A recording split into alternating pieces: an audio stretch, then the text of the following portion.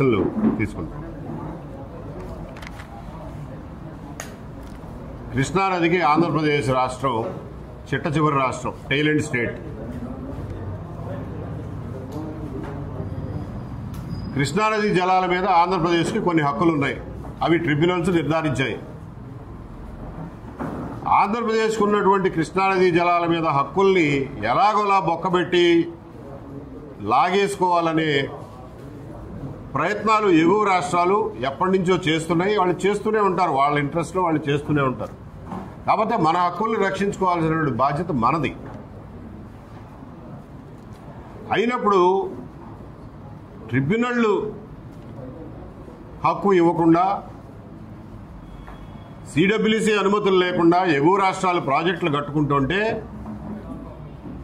దాన్ని ప్రశ్నించాల్సిన ధర్మం, వాటిని నిలుపు చేయడానికి ప్రయత్నం చేయాల్సినటువంటి బాధ్యత ఆంధ్రప్రదేశ్ ప్రభుత్వం మీదే ఉంది. అంతే తప్ప మేము ఎవరు కట్టుకున్నా మేము అభ్యంతరం చెప్పమని చెప్పడానికి మీరెవరు? మీరు ఆంధ్రప్రదేశ్ రాష్ట్ర ప్రజల హక్కులు పరిరక్షించడం కోసం ఏర్పడిన ప్రభుత్వం ఇది. మీరు ఆంధ్రప్రదేశ్ ప్రజల హక్కులు కాపాడకుండా పై రాష్ట్రాలు ఏం చేసుకున్నా మేము అభ్యంతరం చెప్పట్లేదు అని చెప్పడం అధర్మం అవుతుంది. కాబట్టి రాజకీయాల కోసం ఏదన్నా ఒక మాట మాట్లాడే ముందు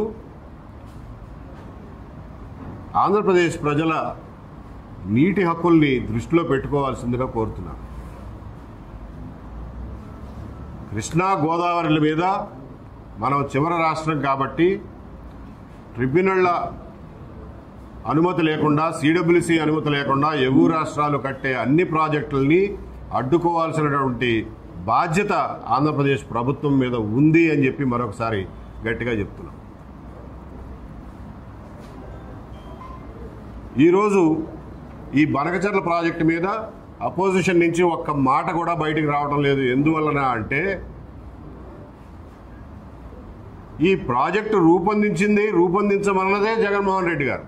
కాబట్టి ప్రతిపక్షం ఏం మాట్లాడదు. గత ప్రభుత్వానికి ఇప్పటి ప్రభుత్వానికి అనుసంధానమైనటువంటి ఏకైక అగరబత్తి మెగా ఇంజనీరింగ్ కంపెనీ. ఎవరు మాట్లాడాలి దీని గురించి? మరి ఆంధ్రప్రదేశ్ ప్రజలకి ఈ ప్రాజెక్టు యొక్క నిజస్వరూపాన్ని వివరించి చెప్పాల్సిన బాధ్యత ఎవరిది? ప్రజలది, ప్రజా సంఘాలదే. కాబట్టి ఆ చొరవ తీసుకుని ఆ బాధ్యతతోనే మీ ముందుకు వచ్చి ప్రజలకు ఇవన్నీ వివరిస్తున్నాం.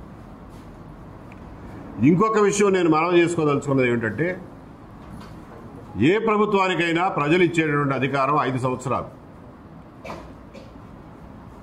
5 సంవత్సరాల పాటు మేము కట్టే పన్నులకి మీరు ట్రస్టీగా వ్యవహరించండి, ఆ డబ్బు జాగ్రత్తగా ఖర్చు పెట్టండి, ప్రజోపయోగమైనటువంటి పనులు చేయండి,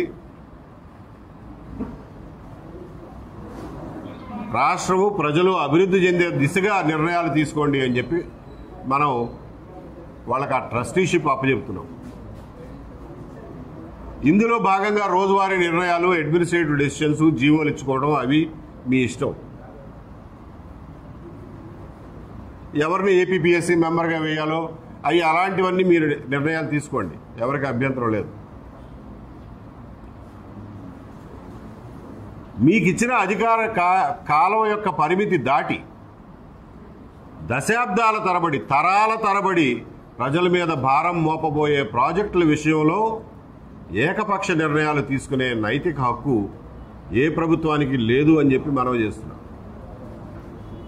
గతంలో జగన్మోహన్ రెడ్డి గారు 25 సంవత్సరాల పాటు మద్యం మీద వచ్చే డబ్బుని తాకట్టు పెట్టి అప్పు తీసుకురావడాన్ని రాష్ట్రం మొత్తం నిరసించింది.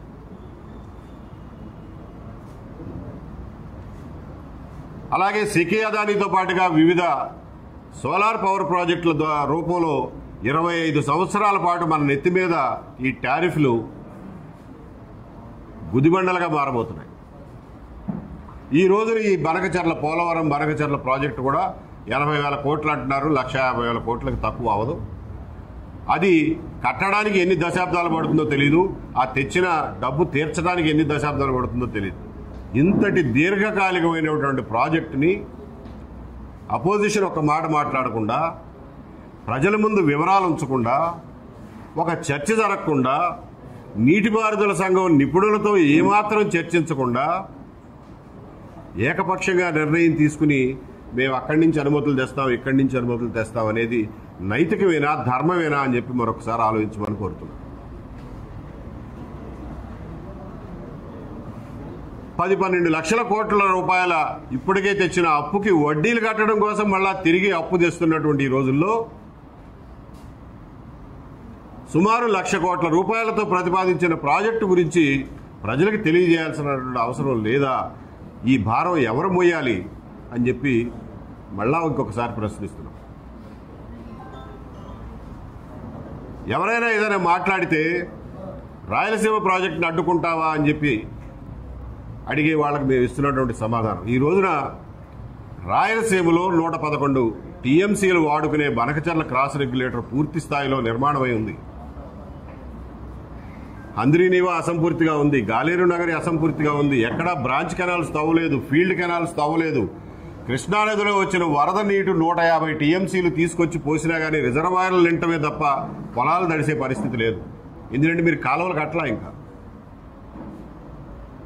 మీరు నిజంగా డబ్బు మొబిలైజ్ చేయగలం, కేంద్ర ప్రభుత్వం నుంచి డబ్బు తీసుకురాగలం, ఒక ఈఏపీ ప్రాజెక్టు రూపంలో వరల్డ్ బ్యాంక్ నుంచో ఇంకొక చోట నుంచో ఎక్స్టర్నల్లీ ఎయిడెడ్ ప్రాజెక్ట్ తీసుకురాగలం, డబ్బు తీసుకురాగలం అనుకుంటే రాయలసీమలో అసంపూర్తిగా ఉన్నటువంటి ఈ ప్రాజెక్టుని పూర్తి చేయండి. ముందు వెనుకబడిన రాయలసీమ పేరు చెప్పి ఆ డబ్బు తీసుకురండి, లోన్లు తీసుకురండి. రాయలసీమ ప్రాజెక్టుల్ని ఆఖరి ఎకరం తడిచేదాకా ఉన్న సదుపాయాలను ఉపయోగించుకునే పరిస్థితి ముందు కలగజేయండి. చెయ్యేరు నది మీద అన్నమయ్య డ్యాం కొట్టుకుపోయింది, దాన్ని పునర్నిర్మించుకోవాలి. దాన్ని పునర్నిర్మించుకుంటే చెయ్యేరు మీద 20, 30, 25 టీఎంసీలు నిలబెట్టుకునే అవకాశం ఉంటుంది. దాన్ని రాయలసీమకి చిన్నపాటి లిఫ్టులతో ఎత్తిపోసుకునే అవకాశం ఉంటుంది. దాని ద్వారా సోమశిలకి మనం పోలవరం నీళ్లు తీసుకెళ్తే అది కాంపెన్సేట్ అవుతాయి. అలాగే వంశధార, నాగావళి పరివాహక ప్రాంతాల్లో ఉన్న ప్రాజెక్టులు కొన్ని అసంపూర్తిగా ఉన్నాయి. కేవలం 150 ఎకరాల డిస్ప్యూట్తో, కేవలం 150 ఎకరాల విషయంలో ఒరిస్సాతో తగాదా ఉంది. ఈ రోజున రాజకీయంగా మీకు ఒరిస్సాలో బీజేపీ గవర్నమెంట్ ఉంది, కేంద్రంలో బీజేపీ గవర్నమెంట్ ఉంది, మీది కూటమి ప్రభుత్వం. ఈ అడ్డంకులన్నీ తొలగించండి. పోలవరానికి ఒరిస్సా పెట్టినటువంటి అభ్యంతరాలన్నింటినీ తొలగింపజేసుకురండి. ఉత్తరాంధ్ర ప్రాజెక్టుల్లో పెట్టాల్సినటువంటి కొద్దిపాటి ఖర్చుని పెట్టి దాన్ని కూడా పూర్తి స్థాయిలో తోటపల్లి బ్యారేజ్ కానీ ఇంకొకటి కానీ ఈ పనులన్నింటినీ పూర్తి చేసుకోవాల్సిన అవసరం ఉంది. వాటిని చేయకుండా మనం ఈ రోజున 1,00,000 కోట్ల రూపాయలు ఏకపక్షంగా మేము ఒక మెగా ప్రాజెక్టు మొదటి నుంచి చివరి వరకు ఒకే కాంట్రాక్ట్ కంపెనీకి అప్పచెప్తాము అని అంటే అది సవ్యం కాదు. దీని మీద పునరాలోచించుకోవాల్సిందిగా కోరుతున్నాం. ఇందులో మరొక ముఖ్యమైనటువంటి విషయం ఏంటంటే, వీళ్ళు ఈ రోజున చూపించినటువంటి మెగా కృష్ణారెడ్డి గారు గీసిన బొమ్మ ప్రకారం, వీళ్ళు ఇచ్చినటువంటి అలైన్మెంట్ ప్రకారం పోలవరం నుంచి ఇప్పుడు ఉన్నటువంటి పట్టిసీమ పోలవరం రైట్ మెయిన్ కెనాల్ని వెడల్పు చేయడం, దానికి సమాంతరంగా ఇంకొక కాలువ తీసుకొచ్చి కృష్ణానదిలో పడేస్తామని అంటున్నారు. పాపారావు చెప్పినట్టు ఇది పర్మనెంట్గా విజయవాడని వరద ముప్పుకి గురి చేస్తుంది. ఇది తీవ్రమైనటువంటి ప్రమాదం. ఆ ప్రమాదం నుంచి తప్పుకోవాలనంటే మనం కాలువ అలైన్మెంట్ని మార్చాలి. వెస్ట్ గోదావరి, కృష్ణా జిల్లాల అప్లాంట్స్ తడవడం కోసం ఏనాడు నీళ్లు రాని నాగార్జున సాగర్ ఎడమ కాలువ ఏరియా తడవడం కోసం అప్లాంట్ మీదుగా కాలువ తీసుకొచ్చి వైకుంఠాపురం బ్యారేజ్ పైన కృష్ణానదిని యాక్వెడక్ట్ ద్వారా దాటించాల్సినటువంటి అవసరం ఉంది. ఎందుకంటే కృష్ణానదిలో పడడానికి ఎప్పుడు చూసినా ఒకటి వరద ముప్పు, రెండవది ఒకసారి కృష్ణానదిలో గోదావరి జలాలు కలిపిన తర్వాత కృష్ణానది జలాల మీద పై రాష్ట్రాలకు హక్కులు వస్తాయి. మీకు ఉదాహరణకు చెప్తాను. ఈరోజు మనం పట్టిసీమ ద్వారా 80 టీఎంసీల నీటిని గోదావరి నుంచి తీసుకొచ్చి కృష్ణా డెల్టాకు వాడుకుంటున్నామని చెప్పి ఆ 80 టీఎంసీల్లో 35 టీఎంసీలు పై రాష్ట్రాలకి, కర్ణాటకకి, మహారాష్ట్రకి పంచిపెట్టేశాం. రేపు పొద్దున మనం గోదావరి జలాలను తీసుకొచ్చి మళ్ళా కృష్ణలో కలిపితే ఆ మేరకు మళ్ళా పై రాష్ట్రాలు వాటి మీద హక్కులు కోరతాయి. కృష్ణానది మీద హక్కులు మనం కోల్పోతాం. కాబట్టి యాక్విడక్ట్ ద్వారా కృష్ణానదిని దాటిస్తే ఆ హక్కును కోల్పోయే ప్రసక్తి రాదు. అక్కడి నుంచి బొల్లాపల్లికి తీసుకువెళ్ళి ఆయన అన్నట్టు Nagarjuna Sagar right main canal కింద ఉన్నటువంటి ఆయకట్టుని స్థిరీకరించడం, ఆ ఆయకట్టుని 5 లక్షల ఎకరాలు విస్తరించడానికి రెడీగా ప్లాన్లు ఉన్నాయి, రెడీగా బొమ్మల ప్రాజెక్టులు ఉన్నాయి.